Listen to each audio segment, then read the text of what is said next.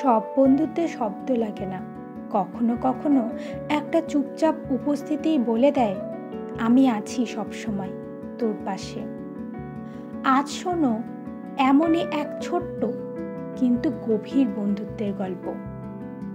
ছোটবেলায় ওদের পরিচয়, রিনি আর অদ্রিক এক ক্লাসে পড়তো, কিন্তু চরিত্র ছিল দুইজনের সম্পূর্ণ আলাদা। রিনি সবসময় হাসিমুখী, প্রাণোজ্জ্বল আর সবার সাথে মিশতে ভালোবাসত, চুপচাপ এক জায়গায় বসে থাকতেই পারত না। আর অদ্রিক ছিল পড়াশোনায় মনোযোগী, চুপচাপ নিজের জগতে ডুবে থাকা এক বালক। একদিন টিফিনের সময় সবাই খেলছে, রিনিও খেলছে তাদের সাথে। হঠাৎ পড়ে গিয়ে হাঁটু কেটে ফেলে সে। সবাই হাসতে শুরু করে। সবার হাসির মাঝে শুধু অদ্রিক চুপচাপ তার পাশে গিয়ে বসল, কিছু বলেনি, শুধু নিজের রুমালটা খুলে বেঁধে দিল ওর হাঁটুতে। সেই এক মুহূর্তে দুজনের মাঝখানে শুরু হলো এক অদ্ভুত বন্ধন। কোনো জোরালো শব্দ নয়, কোনো প্রতিশ্রুতি নয়, শুধু নিঃশব্দ একটা বোঝাপড়া।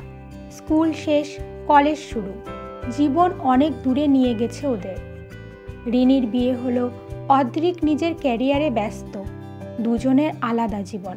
কিন্তু একটা কথা একেবারে ঠিক, জীবন যতই পাল্টাক কিছু বন্ধুত্ব কখনো বদলায় না। বন্ধুত্ব দিবসে রিনি হঠাৎ ফোনটা হাতে নিয়ে একটা ছোট্ট মেসেজ পাঠালো, তুই সেই মানুষ যে আমার সব চুপ থাকা বুঝে নেয়। শুভ বন্ধুত্ব দিবস অদ্রিক। অদ্রিক শুধু রিপ্লাই করলো, বন্ধুত্ব মানে চুপচাপ পাশে থাকা। আমি ছিলাম, আছি আর সব সময় থাকবো।